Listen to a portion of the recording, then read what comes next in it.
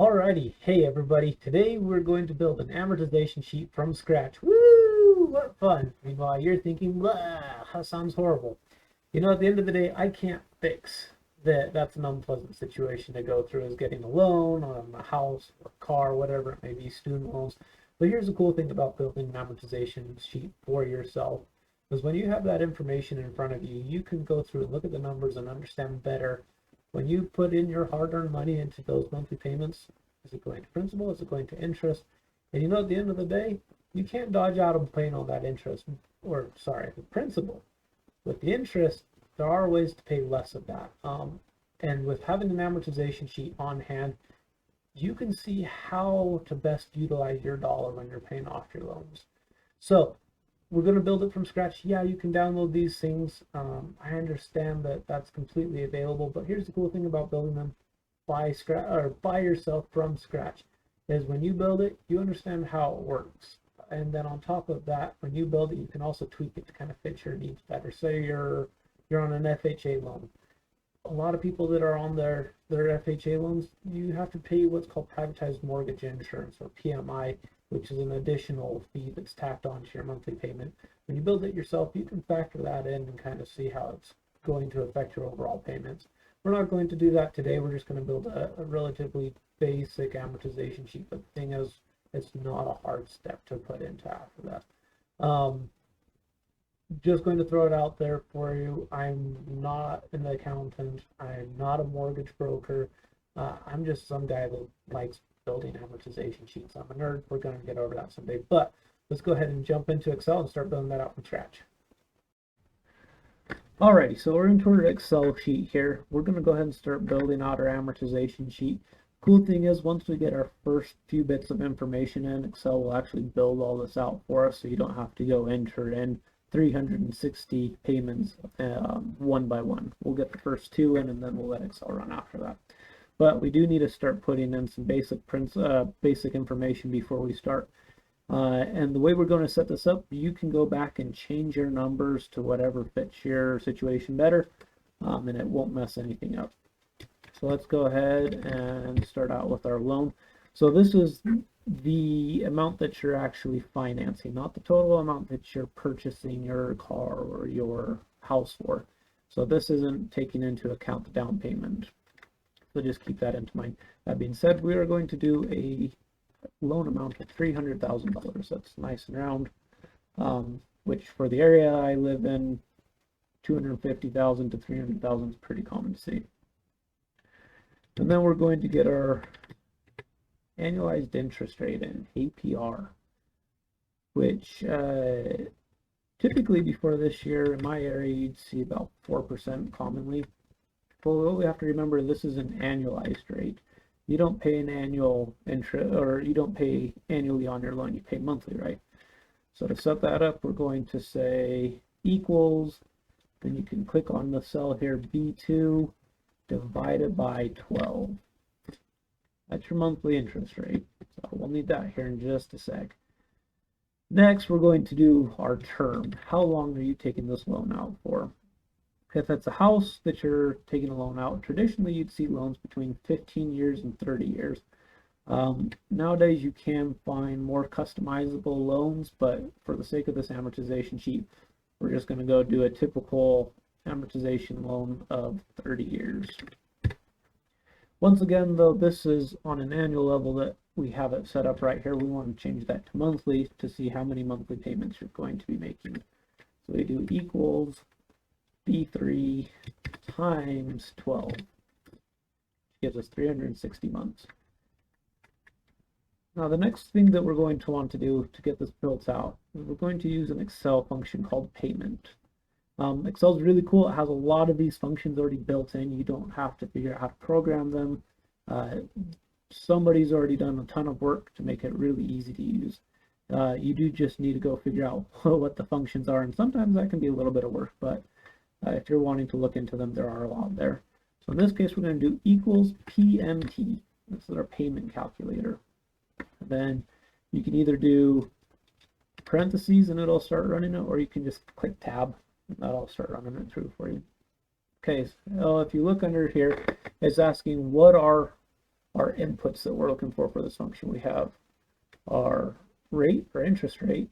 NPR is a number of payments for our term, and then PV stands for present value. How much are we actually doing for our loan? We're going to go ahead and start entering those in. We're going to want to just click up on these cells where they are.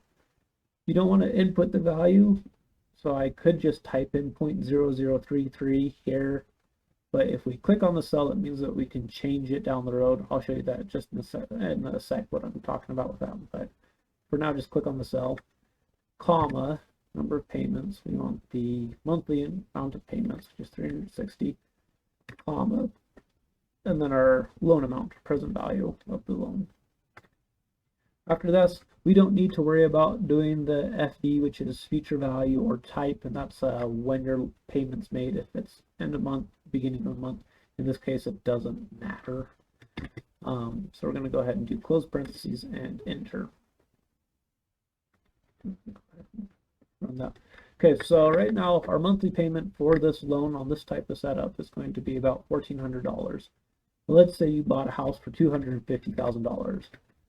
Cool thing about the way we've got this set up, you can change those and it's automatically going to change your payment, which is why we clicked on the cells versus inputting the value. Say you found 3%. Not bad, right? So anyways, let's go ahead and put everything back to where it was. Now we're going to start actually building our amortization sheet. So we're going to have a series of categories or columns that we're going to be running, not categories, my bad. So let's say first column is term, second is loan amount. Let's do AMTs, make things move a little bit quicker. Our next column is going to be interest, or INT. Balance, payment, extra, meaning if you put in an extra payment, the way we'll set it up, you could have one extra payment every month or an extra payment every 12 months, whenever. It'll work out a lot easier with having that extra column in there. Then we're going to have a new balance. This column, the new balance column, is just mostly for ease of setting up our amortization sheet. It's not actually a value that you'd care about a ton, because it's going to end up being the same value that we see in our loan amount here in just a sec, but it does make things a little bit easier. I'm going to not put spacebar, sorry. I'm going to come over a cell, leave a space, and do total interest. Another one that's total principal. And I'll explain these columns here in just a sec, but let's go ahead and start building this out. So our term is, which monthly payment are we working on? We know that we have 360 payments that we need to do. So let's go ahead and get 360 payments set up. I'm going to do 3 values. Cool thing about Excel is it can estimate what your next values are going to be for you. You do want to give it some, at least 3 values that you're working with on a pattern.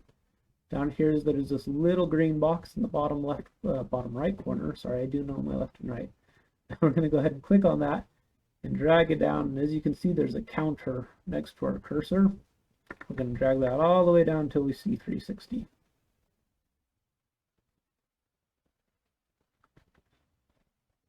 So I am holding down my left mouse button as I'm dragging that. I'm going to release it there. As you see, it's going to go ahead and auto-populate all the rest of our numbers, which saves us a whole lot of time. You could go punch them in one by one if you want to waste that much time. It's up to you. Me, I like to do these about as quick as possible. Okay, so for our loan amount, once again, we're going to do cell referencing instead of typing in the values. So equals, I'm going to go ahead and click up on here and enter. Our interest that we're needing, we're going to do equals, then we're going to come over to F2 times our annualized or our monthly interest rate. Now, we want to do something special at this interest rate when we're putting it in. The way Excel is going to want to do it, as we drag our formulas down the sheet, it's going to also want to drag down wherever C2 is, which means on our next month it's going to be looking at this value, and in 3 months this value here that's blank. We don't want it to move, so we're going to click on anywhere in that C2 and click F4. You see these dollar signs? That's going to lock that value in. It's going to say no matter where we're looking at in this column, always refer back to this cell. And you might be asking, well, isn't that going to mess that up? We're actually going to do something different with our loan amount here in just a sec. So our balance is just a sum of our loan amount and our interest. So what we're saying is, okay, we have interest that's been stacked up on top of our principal. How much are we actually have to factor in for that? So on this one, it's a flat $1,000. Okay, on our payment, we're going to do equals cell reference over to here where we figured out our payment, and then we're going to once again block that cell in. Actually, you know what we're going to do? Let's clean this up just a little bit so we know what that value is. And see, since I clicked and dragged it over, the cell lock still followed it wherever I moved it to. That's quite nice. Extra, we're not going to do with anything within this cell at this moment, but we will use it here on this new balance. So what we're going to do, we do equals balance plus, where this value is red, it means that it's negative. You don't see a negative sign in front of it here, but where it's red, Excel's reading it as a negative, so we're going to do plus our payment. And then just for convention's sake, we're going to do minus our extra column. Take a look at that. Yep, so all of our values are right so far. And what this does is say, oh, hey, I want to throw in an extra $500 this month. If you watch our new balance, as soon as I click enter, that should drop down. Yep, so that's working the way it's supposed to.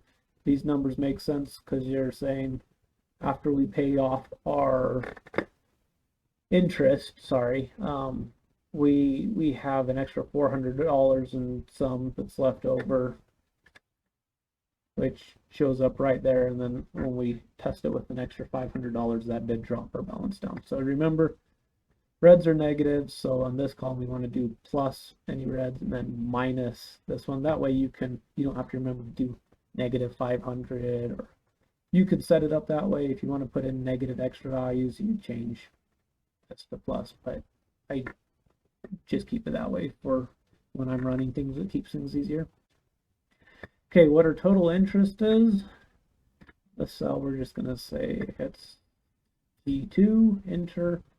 The total principal, we're going to have to do a little bit more math on this one, but we're going to say and this is going to get a little bit confusing, just follow through with me on this one. We're going to do negative payment, so a negative and negative makes positive, minus the interest, and enter.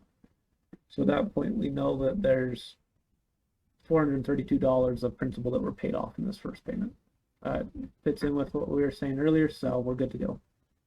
Okay, at this stage, this is our last line that we need to build, and then everything else is going to be automatic. And we're going to do things a little bit different on line 2 to make it work out. And do equals. On this first one, we clicked up on this value. We don't want to do that on this one. This one, we use the new balance. Okay, click over there on new balance. Press enter. These should be the same values. If they're not, something got messed up along the way, and you'll need to go back and figure out what happened with that.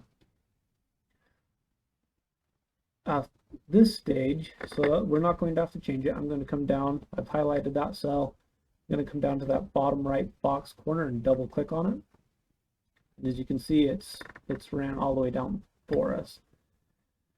Our interest we set up on this first payment in a way that's going to work for the rest of them. So as we move down, let's go ahead and double click on that box again. So you've got an F2 times the locked cell. This one we should have F3 times the locked cell, and it's going to follow that through all the way through.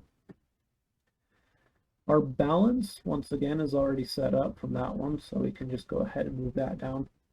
Payments don't change, so we can drop that down. Well, I say payments don't change. That's on a fixed rate loan. If you're on an adjustable rate loan, throw this out. It's not going to work the same way for you. But for this case, let's just do a fixed rate loan. Good double click on that one. You can see that runs all the way down. Extra, we don't need to do anything with. New balance. Okay, so this is where it kind of gets cool, because as soon as we run this cell down, it's going to build out the whole rest of our table, with the exception of these two columns over here. And we're going to double check and make sure everything's working real quick. So we're going to scroll all the way down through the life of your loan. Stop highlighting that because it is kind of messing me up. Okay. If we built our amortization sheet, we know it works if this value down here is 0. That's what we're looking for.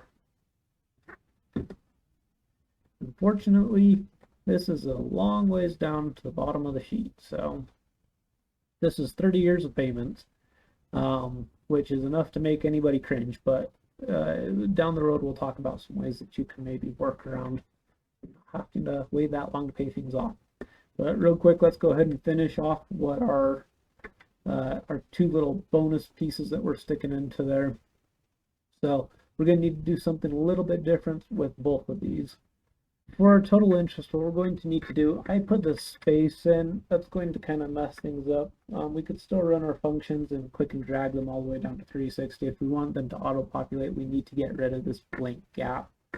That's kind of messing up the formula. So quick hotkey trick for you. If you do Control Space Bar, that highlights your column, and then if you do Control minus, it just goes ahead and removes it for you without manipulating any of the data.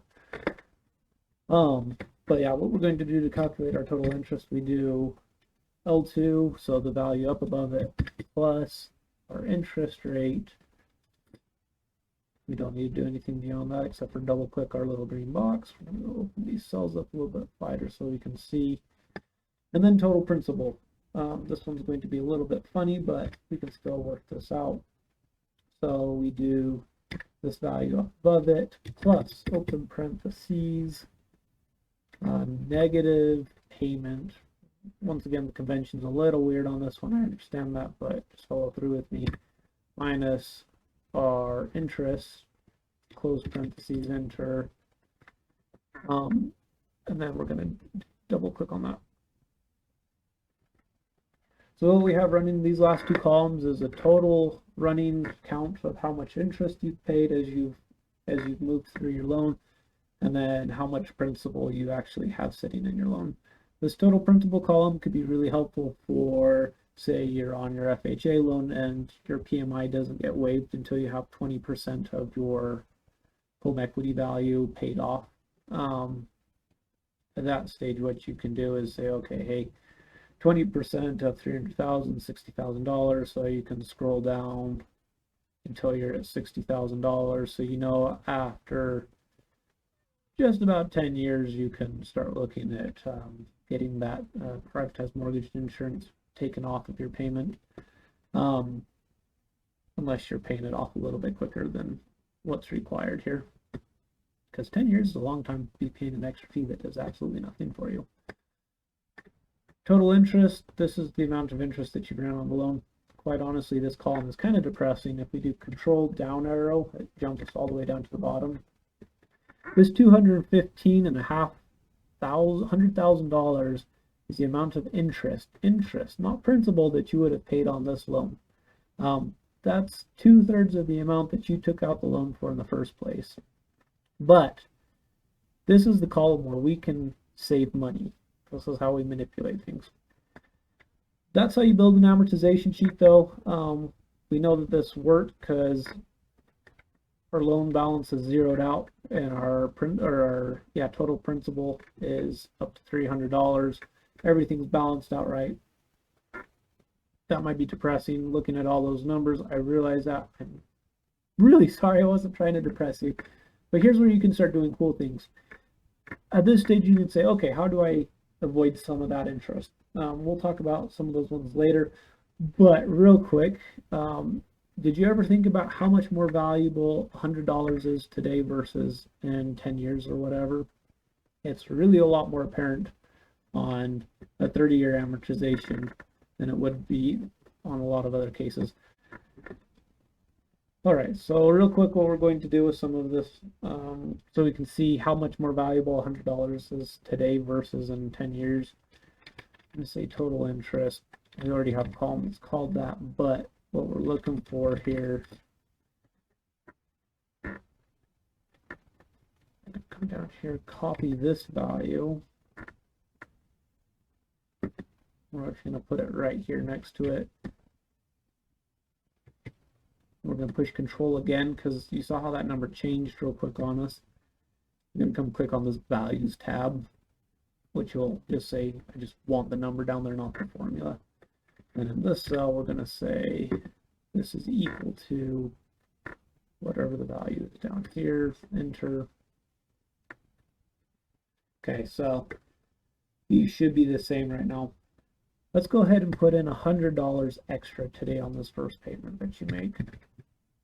It's $100, but that ended up taking off over $200 over the life of the loan. Let's see how much that actually was. So $230. And that was for $100 that you put in. That value doubled itself. Let's see what happens though if we put it in after 10 years. So we're going to go look down for something past 120 months. I'll stick it on what is 121. Let's go ahead and put that in. See how much of an effect that had for us. So after 10 years, that only made a difference of $121. So where you paid it up at the front, you saved yourself. It was worth almost 2.5 or a time. I don't know how to use my words. It was worth it double itself essentially. Whereas this one, it's worth $20 extra. That's cool, but it's not quite as good as the other one. So that's why these amortization sheets are cool, because you can come through and say, well, what if I got a bonus from work and I put in $250,000 or had $2,500 I was able to put in. These numbers are going to start kind of getting weird at this point. We'll go over a tutorial on how to look at these differently, because you're actually, oh, actually that value was right. But yeah, you ended up saving however much time this is. Where these show up in parentheses, it means that your loan's been paid off. You're done. So anyways, we'll get into some of that later though. We just wanted to learn how to build the amortization sheet today.